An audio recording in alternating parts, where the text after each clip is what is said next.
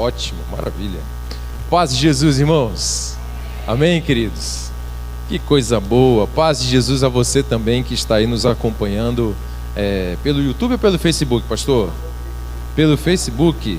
Ótimo, que bom. Então, que bom que você está aqui. Não desligue aí desse canal, tá certo? Fica grudado com a gente, que Deus ainda tem muita coisa para falar com você. Mas é uma alegria estar aqui na Primeira Igreja Batista do Prado. Eu sempre venho ao Prado, né, de vez em quando posso, mas para nós é uma alegria estarmos aqui a poder falar e ministrar aos irmãos. Como o pastor Dizio já falou, eu me chamo Reinaldo, sou pastor, estou acompanhado pela minha família. Sandra, dá um tchauzinho aí, ela não gosta de ficar de pé não. E o nosso querido Gabriel, 12 anos, nosso filho único, também conosco. Além Teixeira, nós temos a alegria de poder trabalhar com filosofia e com sociologia em duas escolas particulares, o CEV e o Miguel Afonso. E Sandra tem a alegria ali de poder trabalhar no CEV também, no ensino fundamental 1, educação infantil. Eu confundo os dois, vocês sabem.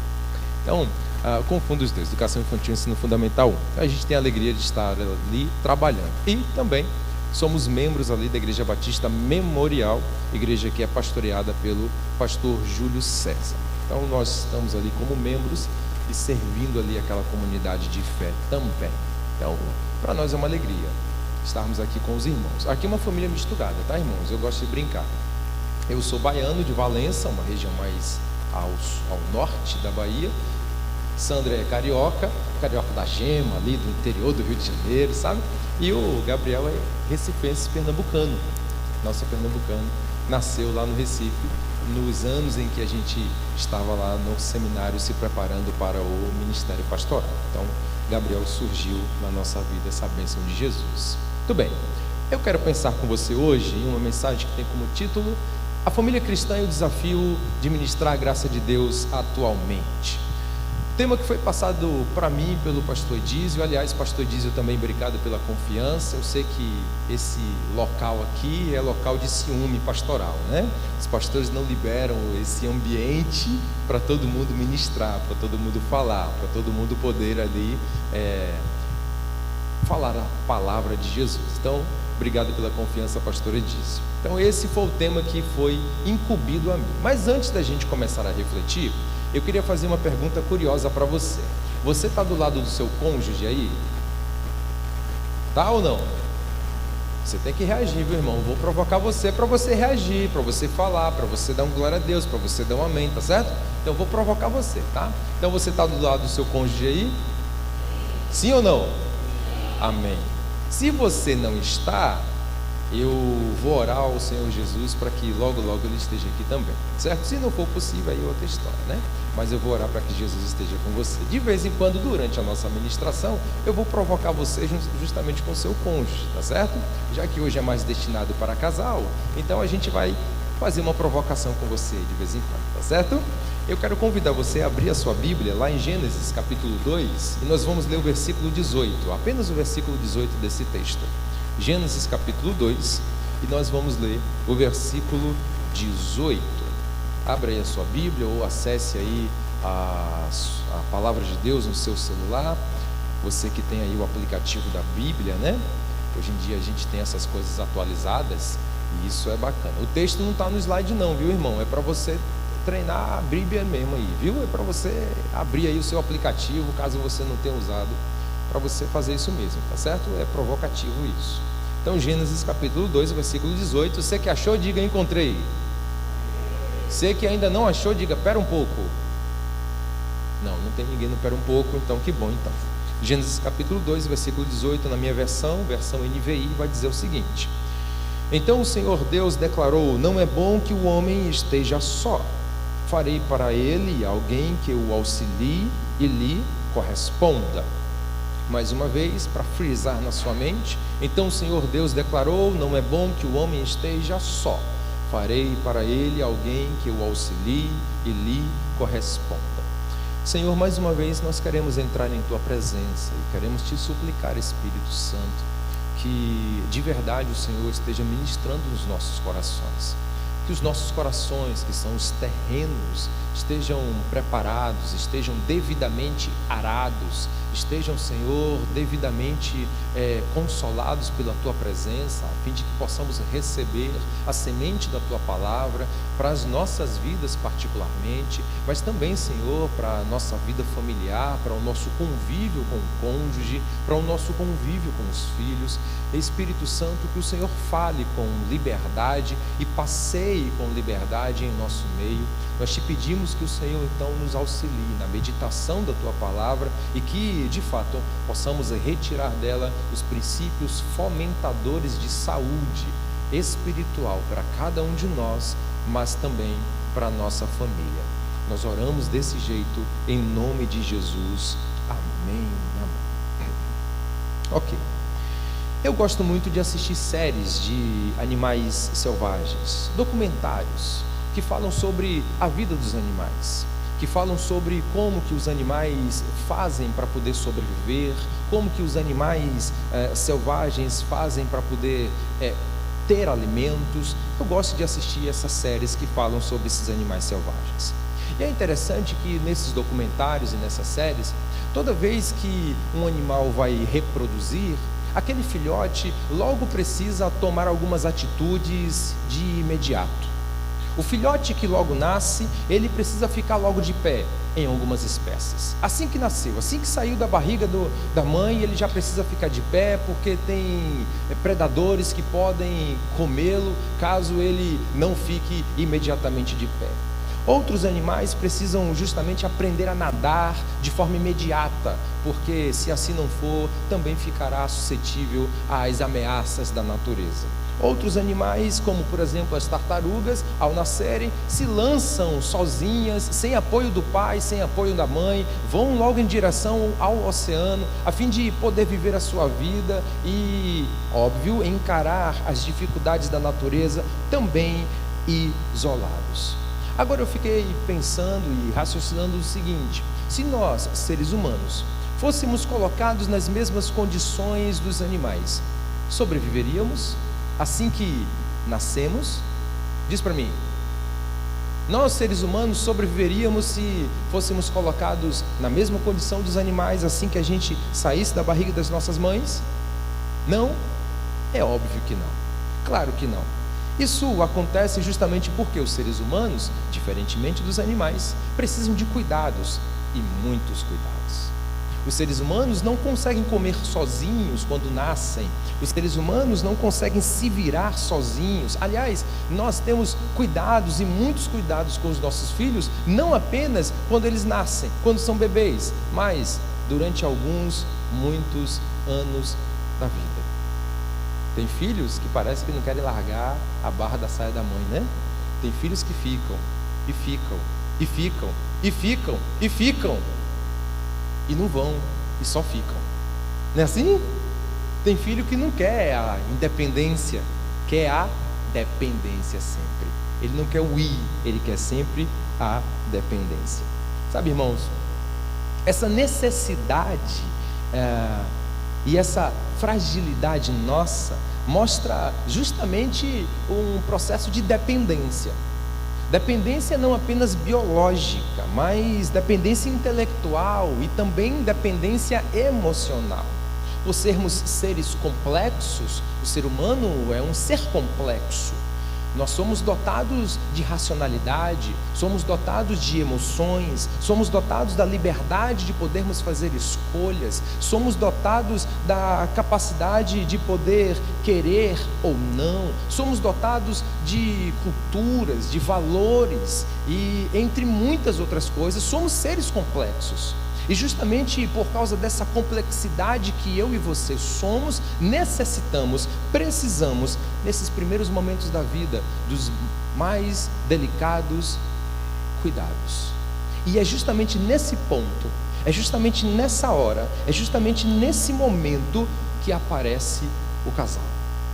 Como ponto importante para a vida desse novo ser que surge, desse novo ser humano que apareceu, desse novo ser humano que foi criado. É aqui justamente nesse ponto em que entra a base de toda a família, o casal. O casal é então, para o novo indivíduo que surge na família, a base responsável pela criação dessa pessoa, mas não apenas pela criação dele, pela formação de sua identidade, pela formação da sua cultura, pela formação dos seus gostos, pela formação da sua crença, pela formação de quem o indivíduo vai ser e é, enquanto ser, enquanto pessoa, enquanto ser humano. É justamente nesse momento que entra então o papel fundamental da família. Seguindo então a lógica do texto que nós lemos, de Gênesis capítulo 2, versículo 18, nós encontramos então no casal a base para a manutenção de uma família que será constituída ou que é constituída dentro dos critérios estabelecidos desde os princípios de todas as coisas, com os critérios de Deus e com os padrões éticos que o Senhor estabeleceu para a formação de cada família. Nesse quesito, então, encontra-se essa relação delicada: você com o seu cônjuge, você, maridão, com sua esposa, você, esposa, com o seu maridão. É nessa relação que é complexa, que é complicada, que muitas vezes ou por muitas horas passa-se por percalços, que se encontra justamente a base dessa família, ao qual deve ser constituída e ensinada segundo os quesitos, os princípios e as verdades do Senhor, sabe? É nessa relação que a gente deve então entender e perceber que Deus é o formador dela, apesar de sermos seres complicados, apesar de carregarmos dentro de nós um negocinho chamado pecado, aquela tendência que eu e você temos para o erro, aquela tendência que eu e você em alguns momentos temos de tratar o outro com rispidez, de tratar o outro ou de tratar a si mesmo dentro da relação de uma forma mais individualista. Qual homem aqui, eu não sei se é da minha época, né? Mas qual homem aqui não larga o controle da televisão para poder dar com a esposa? Você larga o controle da TV para dar para ela? Lá em casa eu tenho um que não larga o controle nem para mim. Às vezes ele quer pegar e ficar só com ele. É um caso sério esse negócio. Então, dentro da relação, muitas vezes a gente age com esse individualismo. Em alguns momentos, justamente por causa da nossa tendência pecaminosa, a gente tende a ver, a enxergar o outro sempre com uma visão negativa. Você já reclamou do seu maridão para alguém? E você, maridão, já reclamou da sua esposa para alguém? Fala a verdade, não mente não, que Deus está aí, Ele está vendo tua relação, vice. Olha o vice, ó, de Pernambuco, saindo sem querer. Então, às vezes, justamente por causa dessa nossa tendência pecaminosa, a gente tende a trocar os papéis. A gente acha que tem que fazer certas coisas, quando na verdade não tem que fazer, é função do outro. E o outro às vezes tem que fazer algumas coisas que deveria fazer e não faz. A gente troca as coisas, sabe? Essa relação que eu e você temos com o nosso cônjuge, ela necessita ser melhor entendida e melhor trabalhada. Sendo então o pecado uma realidade na relação do casal, precisamos então entender que há uma necessidade. Se o pecado ele é natural em mim e em você, há pelo texto bíblico uma necessidade, a necessidade de vivermos juntos, a necessidade de estarmos juntos, independentemente da nossa condição natural, que é pecadora. Se o pecado é uma realidade, a necessidade de estarmos juntos, unidos pelo casamento, também é outra realidade. E é justamente aqui que a gente precisa relembrar de alguns elementos que fazem parte dessa vida conjugal, dessa vida a dois, dessa vida ao qual o Senhor definiu desde o início de todas as coisas, que não é para se viver sozinho, mas é para se viver unido, casal, homem e mulher. Por isso, ministrar a graça de Deus nos tempos atuais, sim, é um desafio. Só que entenda, é um desafio que é possível de ser realizado.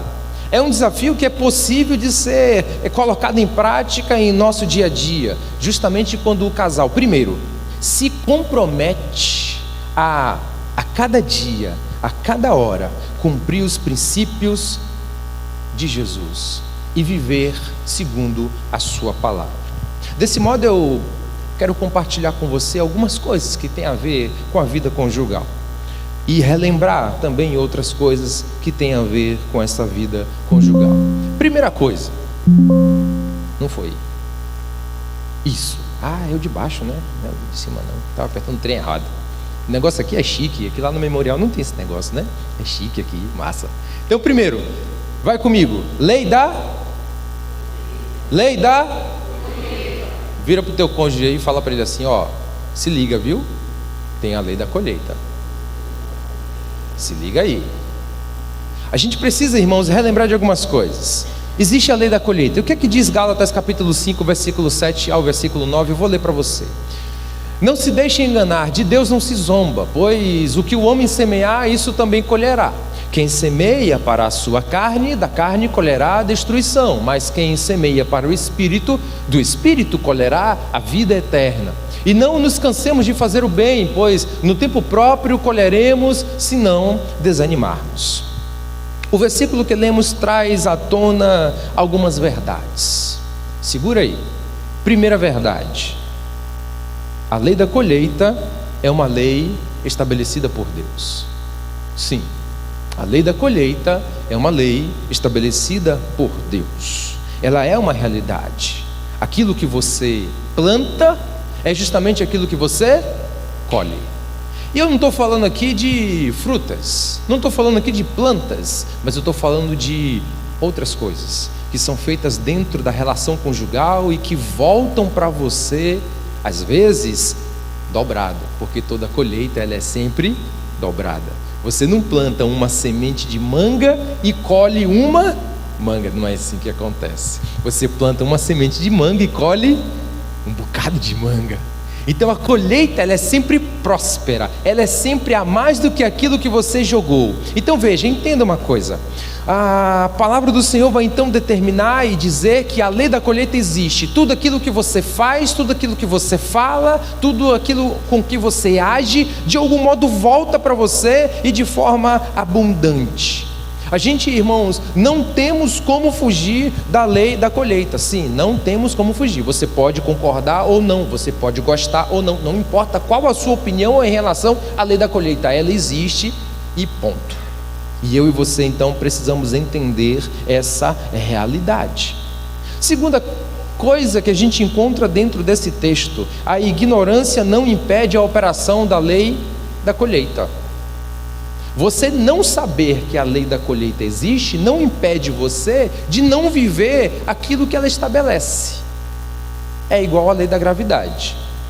Se um bebê de 1 ano, que não tem noção da vida, não tem noção de nada, não tem noção da altura, e um adulto de 50 anos forem colocados na sacada de um prédio no 15º andar e eles caírem, qual a consequência para os dois?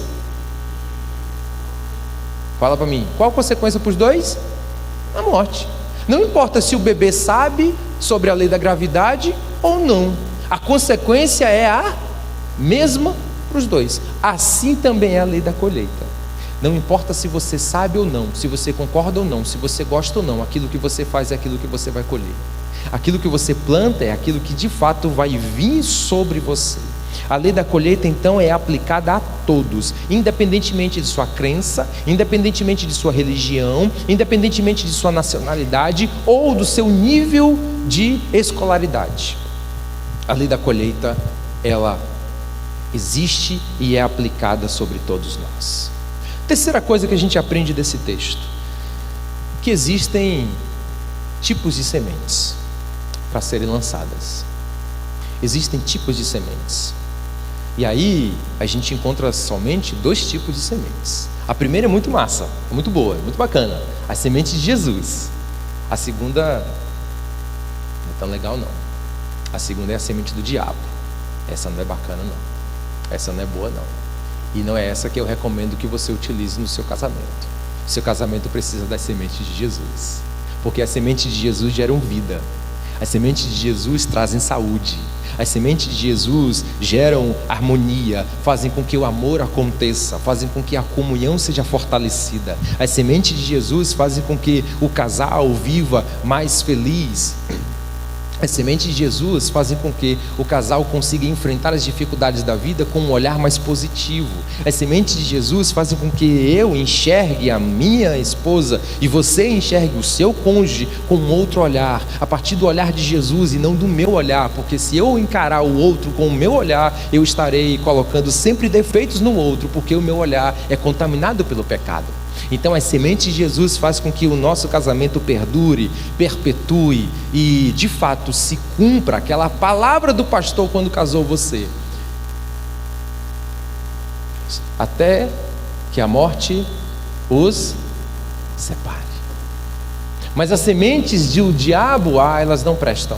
As sementes do diabo causam discórdia, as sementes do diabo causam separação, as sementes do diabo causam tristeza, causam dor, causam depressão. As sementes do diabo trazem sobre o casal um peso espiritual. As sementes do diabo fazem as famílias serem separadas. As sementes do diabo fazem com que você encare o seu cônjuge como alguém que não tem mais jeito, que já era. A única solução para o seu casamento é a separação. As sementes do diabo fazem com que a nossa família seja destruída. Aliás, é isso que o diabo sabe fazer de melhor: matar, completa para mim, roubar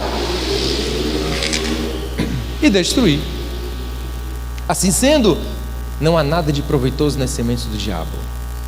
Só há vida e proveito nas sementes de Jesus. Então escolha as sementes de Jesus. Esse texto deixa isso muito bem claro para nós, que existem dois tipos de semente: as sementes do diabo e as sementes de Jesus.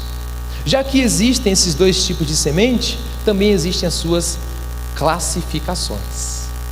E é aqui que eu vou provocar você. Já que existem dois tipos de semente, também existem suas classificações. Qual é a primeira? Fala para mim. Ih, tá feio, horroroso. Qual é a primeira? Fala para mim. Isso. Você está aí, igreja? Dá um glória a Deus aí, vai. Isso. Acorda para a vida. Como eu falo com meu filho de manhã, acorda para cuspir. Certo? Acorda para a vida. Você tem que estar aqui junto comigo. Não se desliga não. Você da internet também, não se desliga não, viu? Não muda de canal não, tá certo? Obrigado, meu irmão. Você é uma bênção de Jesus. Eu não sei seu nome, mas que Deus te abençoe. Você é uma figura. Muito bem. Então, palavras. Amém? Está aqui? Palavras. Primeira classificação das sementes que o Senhor estabeleceu para a nossa colheita. Palavras. Quais são as palavras que você usa para falar a respeito do seu cônjuge? Por um acaso, algum dia você já falou que o seu cônjuge é atrapalhado? Por um acaso você algum dia já falou que o seu cônjuge é mal educado? Olha para ele aí, olha para ela, não olha para mim não, olha para ele ou para ela aí. Você está casado com ele ou ela aí, sei lá, 10 anos, 20 anos, 30 anos, 50 anos, não sei. Você olha aí, rapaz, você seja sincero e sincera, uai. Fala aí a verdade, não mente não. Até porque ela sabe quando você está mentindo e ele também sabe quando você está mentindo. Então não mente não. Você já falou que o seu cônjuge é fofoqueiro? Você por um acaso já falou que o seu cônjuge é preguiçoso ou preguiçosa? Confessa. Confessa teu pecado, irmão. Por um acaso você já falou que o seu cônjuge é reclamão? É individualista? É orgulhoso? Agora mexi. Teimoso? Eu estava digitando a mensagem, eu estava atrás dessa palavra e não veio essa palavra na minha cabeça. Era essa que eu queria. Obrigado, meu irmão. Você também é gente boa. Você já falou que seu cônjuge é teimoso? Ou teimosa? Meu irmão, você toma cuidado, viu? Você toma cuidado porque essas palavras não são de Jesus, não. Essas palavras não são de Jesus, não, irmão. Essas palavras é do outro cara lá.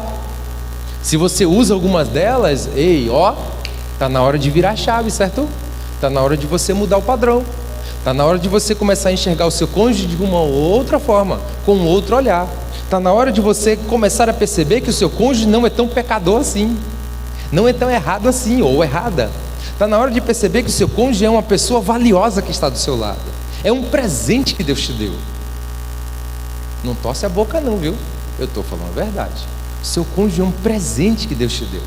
Apesar de ser um pecador e pecadora, mas é um presente que Deus te deu. Tá certo? Então, olhe o seu cônjuge com um outro olhar. E perceba que tais sementes, se faladas a respeito de quem ele é ou de quem ela é, mediante aquilo que você entende, essas sementes são do diabo e isso não vai trazer nada de bom, uma colheita boa para sua família, não. Troque as palavras, inverta, certo? Use as palavras do Senhor. E eu quero deixar um conselho para você, e esse conselho está lá em Tiago, capítulo 3, versículo 9 a 12. Abre tua Bíblia aí, também não está no slide, é para provocar você a abrir a sua Bíblia, ou acessar aí o seu aplicativo.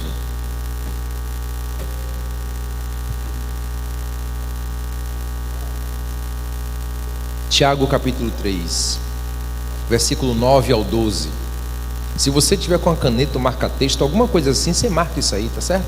Você marca esse texto, que é para você lembrar sempre dele. Tiago capítulo 3, versículo 9 ao versículo 12. Você achou? Diga encontrei.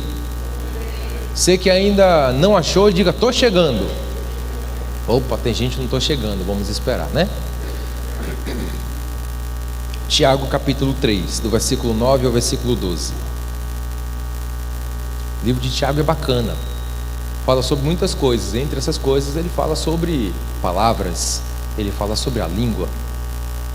Então Tiago 3, do 9 ao 12 diz o seguinte: com a língua bendizemos ao Senhor e Pai, e com ela amaldiçoamos os homens, feitos à semelhança de Deus. Da mesma boca procedem bênção e maldição.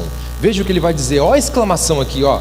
Meus irmãos, não pode ser assim. A gente não pode estar falando mal do nosso cônjuge e ao mesmo tempo estar dizendo que o ama, ou que a ama. Epa, tem alguma coisa errada, não tem não? Se você fala que o seu cônjuge é preguiçoso e você também diz que o ama, opa, tem algum trem que não está encaixando muito bem. Se você fala que o seu cônjuge diz, você reclama disso todo dia, que ele é individualista, que ela é fofoqueira, que ela é isso, que ela é aquilo, e ao mesmo tempo você está dizendo que ama, opa, então peraí, tem um negócio meio troncho aí, não tem não? A palavra do Senhor vai continuar e vai dizer, olha, meus irmãos, não pode ser assim. Acaso pode sair a água doce e a água amarga da mesma fonte? Meus irmãos, pode uma figueira produzir azeitonas ou uma videira figos? Da mesma forma, uma fonte de água salgada não pode produzir água doce. Nesse sentido, irmãos, em nosso vocabulário, palavras de maldição que pertencem claramente ao diabo não podem fazer parte da nossa forma de expressão em relação ao outro. Por isso, escolha sabiamente as palavras de Jesus quando você for falar a respeito do seu cônjuge. Diga a ele ou a ela que ele é dinâmico. Vira para o teu cônjuge e fala, você é dinâmico. Mas para falar com fé, com força, com vontade, com vigor. Você é dinâmica. Vira aí para o teu cônjuge e diz assim, ó, você é bonito ou bonita. Você é linda. Isso, vai, com força, com vigor, com vontade. Vamos ressuscitar esse elogio bonito. Vai lá, vira aí e diga que o seu cônjuge é inteligente. Você é inteligente. Isso, olha que coisa bonita, isso é bacana.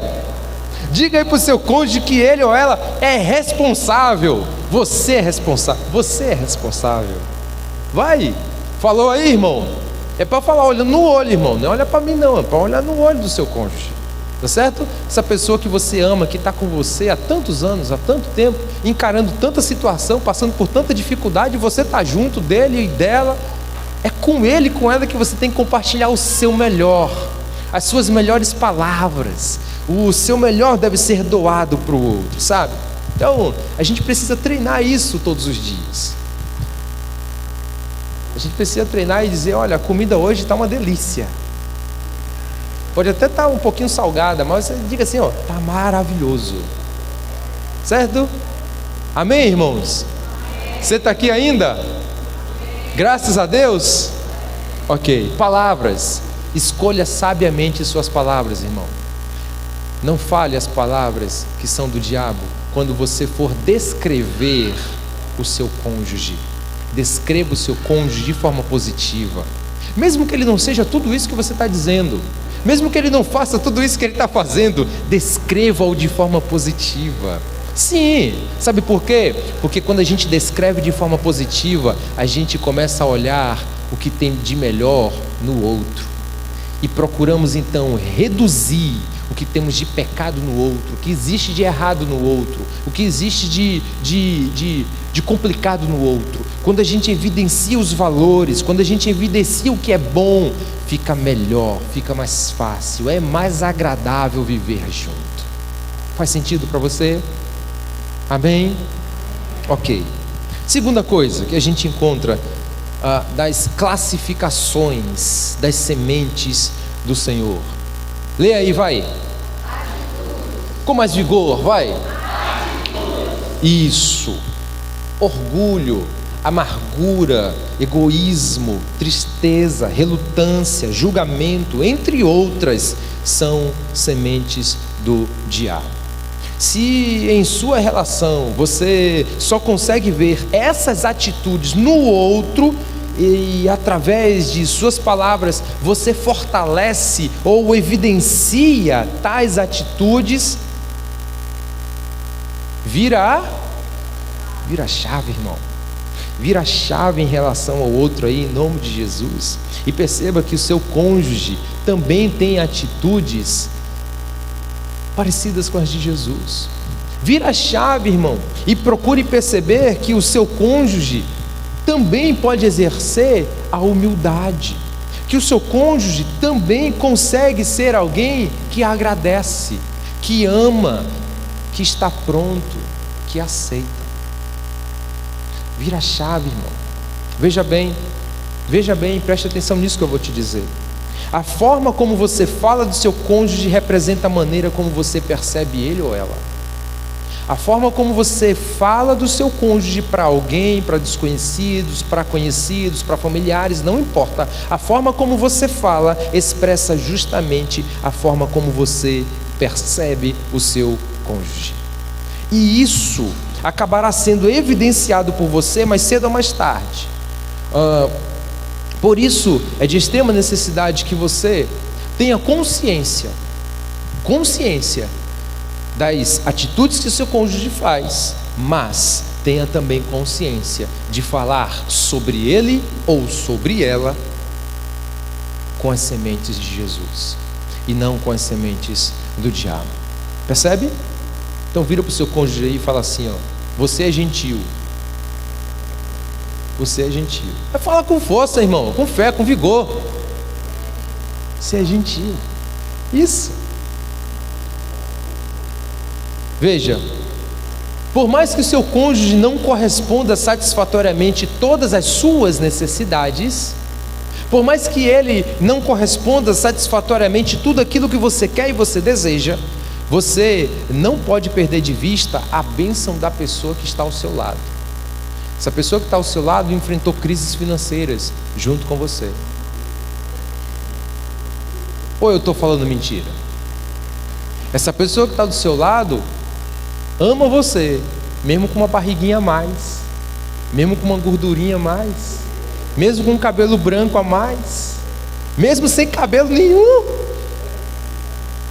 Essa pessoa que está do seu lado, irmão e irmã, continua amando você e olhando para você e percebendo você do mesmo modo como ele percebeu ou ela percebeu há tantos anos atrás, quando vocês namoravam e andavam por aí de mãos dadas, desfrutando da praia linda de Prado, que eu tenho uma inveja quando o pastor Edísio posta a foto lá no grupo dos pastores, praia terapia, se eu pudesse.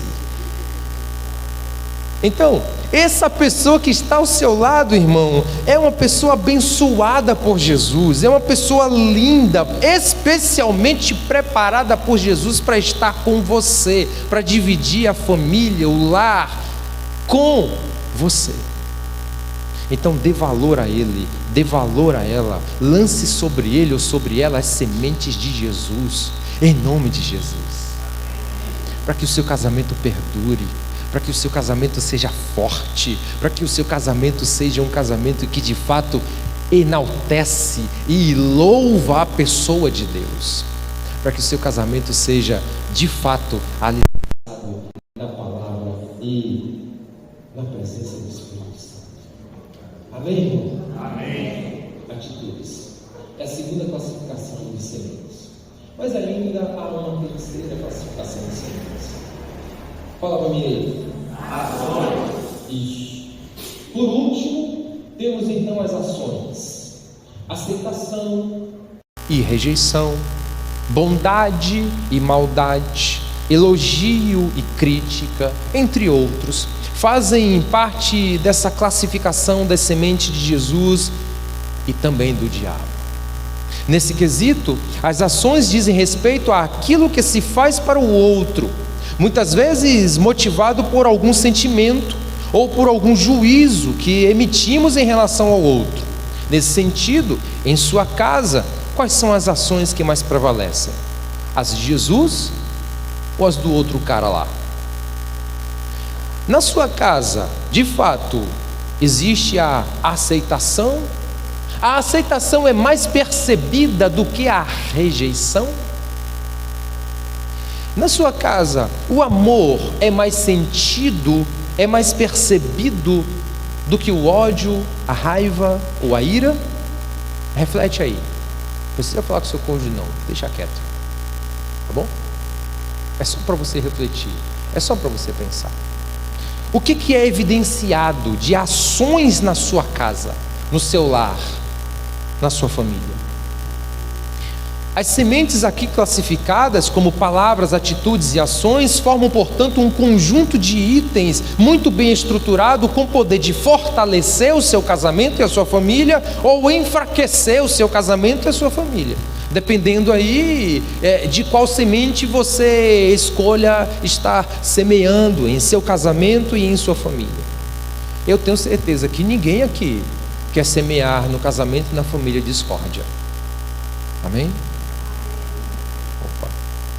Eu tenho certeza que aqui ninguém quer semear em seu casamento ou em sua família a rejeição, as falsas impressões em relação ao outro. Tenho certeza que você deseja e quer seguir com o seu cônjuge uma vida proveitosa, amorosa, mas principalmente uma vida que é regida pela palavra e pela presença do Espírito Santo. Tenho certeza disso. Portanto, escolha sempre as sementes de Jesus, escolha as palavras de Jesus, escolha fazer as ações de Jesus, escolha imitar Jesus em seu casamento, em sua família, em sua casa. Assim nós poderemos e conseguiremos ministrar a graça de Deus em nosso lar nos dias atuais. Nesses dias que têm sido extremamente difíceis, extremamente complexos, extremamente controversos, onde a verdade passa a ser mentira, onde o certo passa a ser errado, nesse ambiente social em que nós vivemos de plena confusão e complicação, na sua casa precisa haver a semeadura das palavras de Jesus. Então escolha bem, da próxima vez que você for comentar sobre o seu cônjuge para alguém, escolha bem a palavra que você vai usar, pois a palavra de Deus também vai dizer que as palavras têm poder. Poder para destruir, mas também poder para construir. Construa. Use palavras que constroem, use palavras que edificam em nome de Jesus. Amém, queridos? Segundo princípio que a gente precisa entender: perceber o relacionamento a dois como um processo. Relacionamento a dois é um processo. E aí, existe o texto de Eclesiastes, capítulo 3, do versículo 1 ao versículo 8, que eu vou ler para você aqui. Para tudo há uma ocasião e um tempo para cada propósito debaixo do céu. Tempo de nascer e tempo de morrer, tempo de plantar e tempo de arrancar o que se plantou, tempo de matar e tempo de curar, tempo de derrubar e tempo de construir, tempo de chorar e tempo de rir, tempo de prantear e tempo de dançar, tempo de espalhar pedras e tempo de ajuntá-las, tempo de abraçar e tempo de se conter, tempo de procurar e tempo de desistir, tempo de guardar e tempo de lançar fora, tempo de rasgar e tempo de costurar, tempo de calar e tempo de falar, tempo de amar e tempo de odiar, tempo de lutar e tempo de viver em paz. Vejam, quando refletimos sobre a vida humana, percebemos que ela é constituída por vários elementos. Entre esses elementos que fazem parte da nossa existência está a transitoriedade. Ou seja, a vida humana é feita por mudanças, alterações, não apenas no estado físico, mas também no estado emocional, no estado social e no estado racional. Nesse sentido, uma parte da vida passamos como crianças. E eu espero que você lembre do seu tempo de criança, como foi legal, como era bacana subir em árvore, como era bacana tomar banho de rio depois que caiu uma tempestade, sair fugindo da cobra porque ela apareceu no rio e para não morder, como era legal aquele tempo de criança, onde a gente podia se divertir sem preocupação de conta para pagar, sem preocupação de outras coisas, apenas a nossa única preocupação era estudar, e o nosso pai e a nossa mãe ficavam dizendo assim: a sua única preocupação é estudar, e você não fazia isso direito, né? Como era legal o nosso tempo de criança. A vida humana é feita dessas fases. Então você viveu essa fase, a fase infantil, coisa linda de Jesus. Mas você não continuou nessa fase. Você não está mais nessa fase. A vida humana é feita pela transitoriedade da vida, e a vida avança, os anos passam, e você finalmente chegou na adolescência, você finalmente alcançou a juventude, você finalmente alcançou a vida adulta. E por seguinte, se ainda não chegou lá, certamente você chegará na fase idosa da vida. Então, a vida é feita por transitoriedade. Nós mudamos de fase a cada ano que se passa. Em cada uma dessas fases, pensamos de um jeito, lemos o mundo de uma determinada forma, temos um determinado grau de maturidade e agimos de uma determinada forma. Você hoje não pensa como você pensava quando você era adolescente. Você hoje não age mais do mesmo jeito como você agia quando você era criança. Mudanças. A vida muda, você muda. Essa mesma transitoriedade acontece no casamento. Conforme os anos passam, não apenas passamos a conhecer o outro de forma mais aprofundada, mas vamos convivendo com ele ou com ela as fases da vida do outro, não só a sua, do outro também. Começamos então a entender que há um processo de maturidade do outro, há um processo de ganho de conhecimento, de transformação emocional e tantos outros fatores que o outro passa, não só você. O outro também. E o grande legal do casamento é justamente perceber que não é só você que está transformando, mas o outro também está.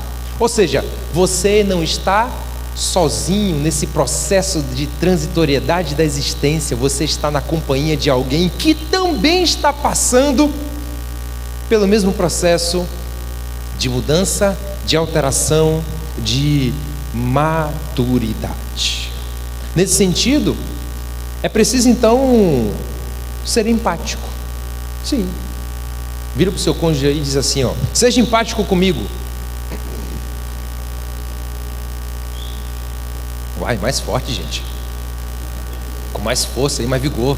Seja empático comigo, vai. Isso. Porque tanto o outro quanto você estão passando por transformações. Perceba, um dos momentos de transformação que é tão evidente na vida a dois é quando o homem passa pela andropausa e a mulher passa pela menopausa. Quando o homem passa pela andropausa, que geralmente acontece entre os 40 aos 55 anos de idade, alguns sintomas começam a acontecer. Sim, se você nunca pensou nisso, pare para pensar. Algumas coisas começam a acontecer. A disfunção, no homem, disfunção erétil. Isso não é mais bacana, não é mais legal. O homem começa a ter diminuição dos pelos do corpo. Principalmente daqui de cima começa a cair bastante, né? Quando a coisa começa a ficar mais velha. Aqui em cima começa a cair muito. Há um aumento da gordura corporal. E aí alguns homens que são casados hoje, olhando as fotos de quando eu era adolescente, nossa, como eu era feio. Ora, eu era magro. Agora eu tenho barriga, agora eu estou gordo. Não é assim. Isso não acontece comigo, com você, né, Dízio? Isso é muito bom. Estamos casados, estamos vencendo a barriga. Graças a Deus. A barriga nunca nos alcançará. Isso não faz parte da nossa existência. Somos a minoria, viu, irmão? Agradece aí. A gente é minoria nesse negócio.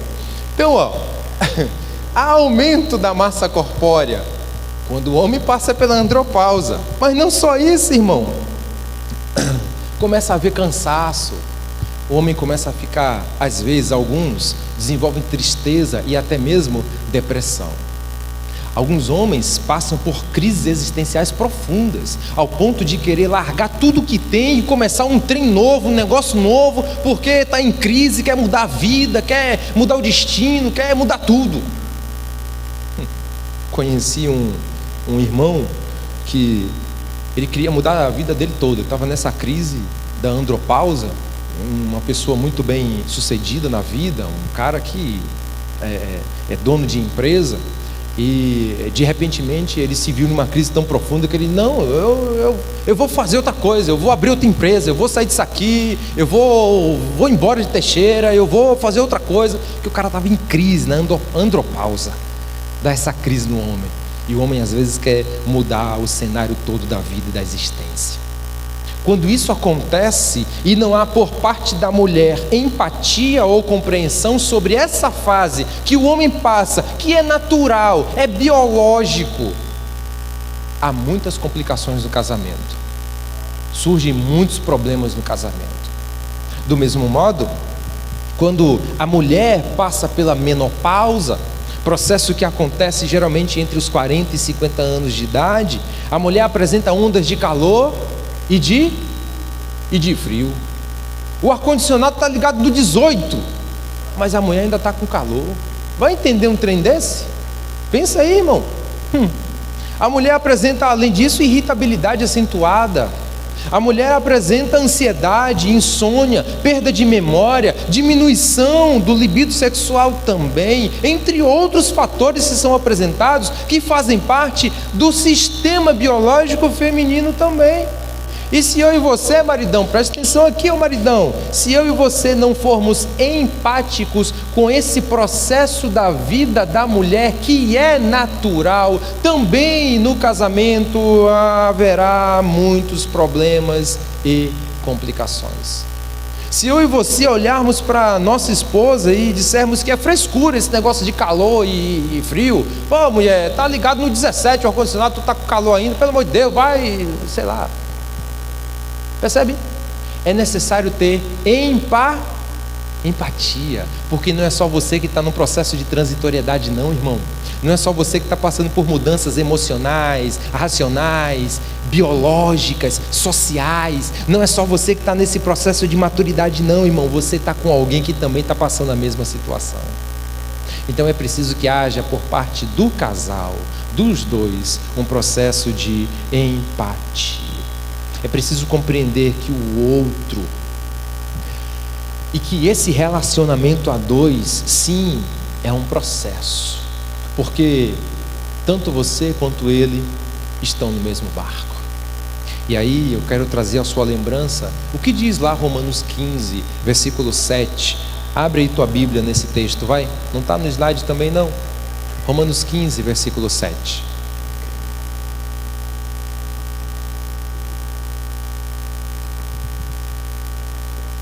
Se achou, diga encontrei. Se que não achou, diga estou chegando lá. Isso, tem gente chegando lá ainda. Problema não, eu te espero chegar lá. Relaxe, certo? Você está aqui ainda, irmão? Amém? Ótimo, não viaja não, viu?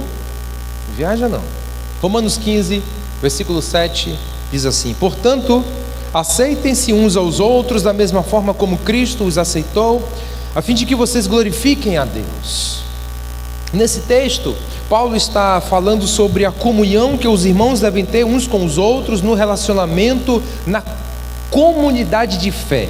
Mas eu quero me apropriar desse texto e aplicá-lo à realidade do casamento, porque o casamento também é um processo de comunhão que deve ser sustentado pela palavra de Jesus e pela sua presença, além, é claro, de ser um ajuntamento que deve glorificar a Deus.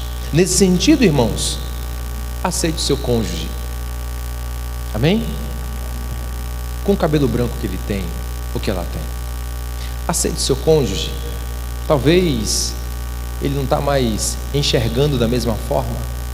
Talvez ele já não está mais com a mesma disposição de antes. Talvez ele ou ela não estão mais com o mesmo corpo de antes.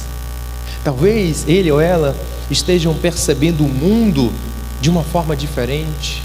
Talvez estejam lendo as situações familiares de uma outra forma também. O texto vai deixar claro para nós então que a gente precisa aceitar o nosso cônjuge e entender os processos pelos quais ele passa. Não menospreze o seu cônjuge nesses momentos. Não considere as questões que ele passa ou ela passa, as crises que o seu cônjuge passa, como sendo algo de importância menor.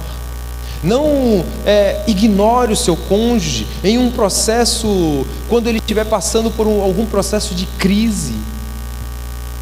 Seja empático e entenda que esses processos podem ser naturais e vão passar, vão acabar, são momentâneos. Assim como a andropausa é momentânea, ela passa. A menopausa também ela passa. Graças a Deus, né? Graças a Deus pela transitoriedade da vida, que nada fica para sempre o tempo todo, sempre muda, assim como as estações do ano: verão, outono, inverno e primavera. Muito embora sejam as mesmas, mas a gente nunca passa as estações do mesmo modo, da mesma forma, da mesma maneira. Então entenda e aceite o seu cônjuge e os processos da vida que ele está passando e que ela também está enfrentando. Portanto, somos seres complexos, é verdade. Somos seres humanos diferentes, completamente diferentes dos animais. E por conta disso e da complexidade da nossa vida, precisamos ter então cuidados específicos nos primeiros momentos após o nascimento, mas também durante a sequência da vida. Serão então, ou devem ser então, cuidados com a forma que a gente ministra sobre o outro, ou que a gente fala sobre o outro. Cuidados que você precisa ter no trato e na educação dos seus filhos, se você os tiver. Cuidado no trato com aqueles que fazem parte da sua família e que vivem com você debaixo da mesma casa, no mesmo lar. Como somos servos de Deus e filhos de Deus também, não podemos jamais esquecer que temos em nossa mão o manual de instrução, para que a nossa família e o nosso casamento obtenham sempre sucesso e sempre tenham da parte de Jesus bênçãos. A gente tem um manual de instrução. Basta abrir, basta usar, basta ler, basta fazermos então as melhores escolhas que esse manual de instrução vai nos passar e vai nos dizer. São justamente nesse manual que a gente encontra as sementes de Jesus, que podem fazer o nosso casamento ser próspero, que podem fazer com que nós venhamos a ter uma colheita abundante, uma colheita abençoada, uma colheita linda para Jesus, uma colheita onde a presença da graça do Senhor é permanente, uma colheita onde a presença do perdão é constante, uma colheita onde a presença do amor está ali em todos os momentos. Além de semear as sementes de Jesus, devemos ter em mente que o casamento sim é constituído por mudanças e que tanto eu quanto o outro estamos passando por alterações em muitos sentidos da nossa vida e da nossa existência. Então, a nossa parte nesse diálogo a dois é sermos empáticos, é entendermos que o outro, assim como você, foi escolhido por Jesus para constituir essa família linda que você tem, com filhos, se é o seu caso, com netos, se é o seu caso, com bisnetos. Perceba, a família que você tem, ela é linda. O cônjuge que você tem é o cara perfeito, é a mulher perfeita. O filho ou a filha que você tem também são pessoas extraordinariamente preparadas por Deus para constituir e fazer parte da sua família. Entenda um outro detalhe: a sua família pertence a Deus, pertence a Jesus. Não é só você que pertence a Ele, mas a sua família toda pertence a Jesus. Desse modo, a minha e a sua função nesse sistema de vida ao qual estamos e nesse casamento ao qual também nos localizamos é, de fato, ministrarmos a graça de Deus sobre o outro, sobre os filhos, sobre o cônjuge, sobre os netos, sobre os bisnetos. Nossa função enquanto filhos de Deus é ministrarmos a graça, porque somente por ela e somente através dela conseguiremos de fato alcançar sucesso em nossa família, conseguiremos de fato alcançar as bênçãos de Deus em nosso lar, ainda que sejamos pecadores. O Senhor está presente no lar que escolhe as boas sementes, as sementes de Jesus. Faça isso e você viverá feliz para sempre. Amém? Você pode ficar de pé em nome de Jesus. Nós vamos orar mais uma vez. Se você estiver do lado aí do seu cônjuge, abraça ele aí, abraça ela aí, em nome de Jesus, vai. Se você está sozinho ou sozinha, adota alguém, adota uma pessoa aí, vai. Então, tá certo.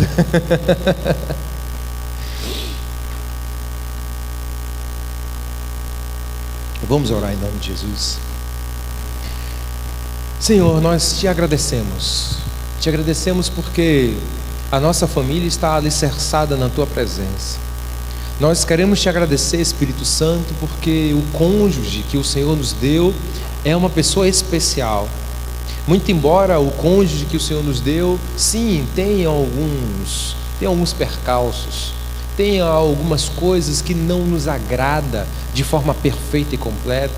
Muito embora muitas vezes ou em muitos momentos o casamento nosso não corresponda aos nossos desejos e não nos satisfaça de forma completa, nós queremos te agradecer, Jesus, porque o cônjuge que o Senhor nos deu e a família que o Senhor nos presenteou veio do Senhor. E é por causa do Senhor, da tua palavra, da tua presença, que as nossas famílias continuam sustentadas, continuam firmes, continuam seguindo e prosseguindo para glorificar o teu nome e enaltecer a tua pessoa. Então nós queremos fazer uma oração a ti nessa noite de agradecimento pelo cônjuge que o Senhor nos concedeu, pelos filhos que o Senhor nos deu, pelos netos que o Senhor também presenteou, pelos bisnetos que o Senhor também presenteou. Tudo isso só foi possível por causa dessa união conjugal, desse relacionamento a dois. Eu te suplico, Espírito Santo, que o Senhor ministre sobre cada lar aqui representado a tua graça, o teu favor, o teu perdão, as tuas misericórdias. Eu te suplico ainda, Espírito Santo, que o Senhor alcance os corações e o lar daqueles que nos acompanham pela transmissão, pelo Facebook. Que o Senhor, Espírito Santo, também visite estes lares, também visite estas famílias, também visite estes casais que nos acompanham. Que o Senhor seja majoritariamente adorado em nossas casas.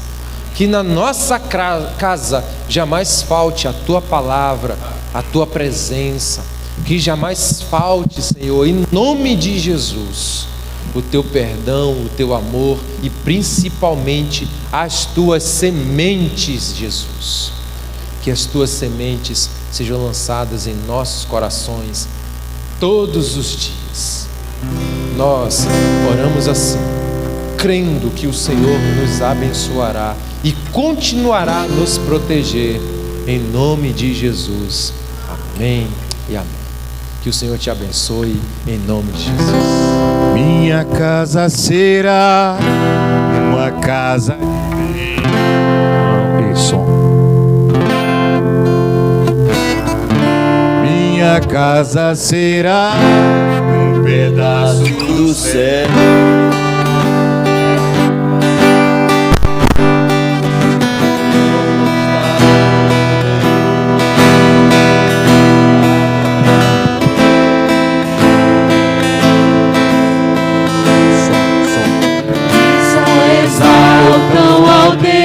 Verdadeiro e fiel. Minha casa será reconhecida. Minha casa será reconhecida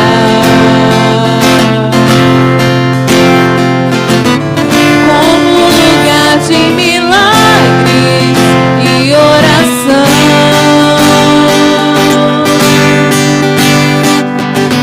onde Jesus tem prazer em ficar, onde o Espírito Santo habita, onde há prosperidade, amor e vida. Faça do meu lar, Senhor, um lugar de harmonia. Faça do meu coração Tua casa todo dia. Esteja à vontade pra ficar e nunca mais partir, pois a casa que um dia te receber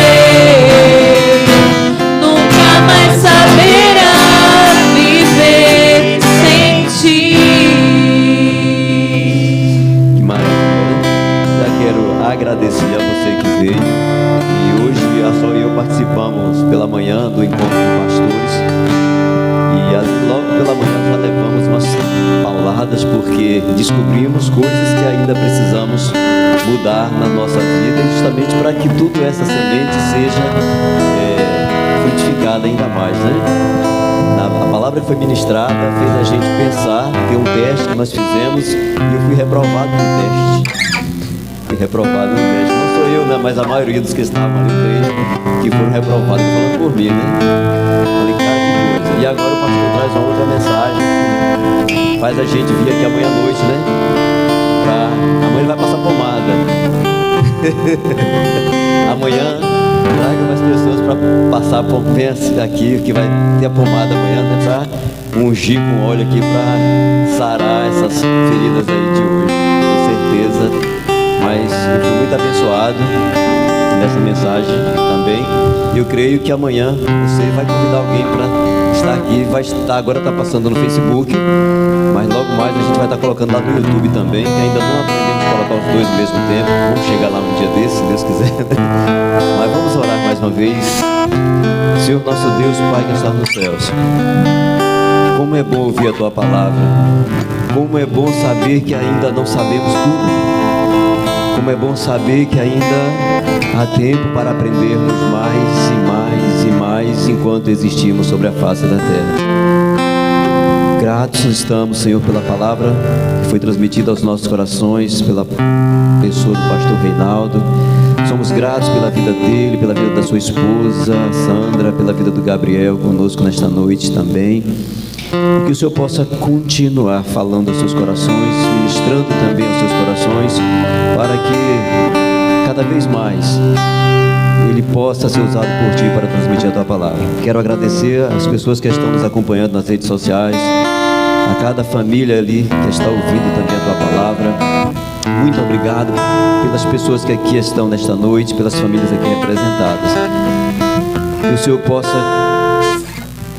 permitir que estas sementes cresçam em cada coração aqui esta noite, Senhor. Que a graça salvadora do nosso Senhor Jesus Cristo, o amor de Deus, o nosso Pai, e que as consolações do Espírito Santo de Deus possam continuar sendo ministradas nas nossas vidas, nas nossas famílias, em toda a igreja do Senhor, por toda a face da terra. Amém? É minha oração no nome de Jesus. Amém. Então, amanhã, viu? Às 18 horas, amanhã mais cedo, às 18 horas, aqui na sede do culto. Amanhã não teremos a EBD, mas teremos o almoço aqui, viu? A partir das 11 horas, traga aquele almoço que você preparou, né? Para almoçar, traga para cá, tá bom? Vamos almoçar juntos aqui. Os reinos se abalam, os Povos se curvam, as bocas se abrem, as mãos se levantam para dizer que Tu és o Rei,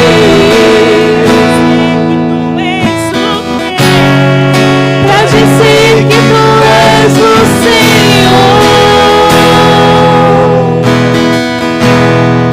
Para dizer que Tu és o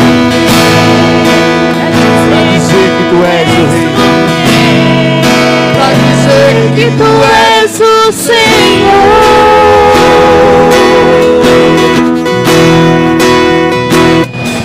Os reinos se abalam,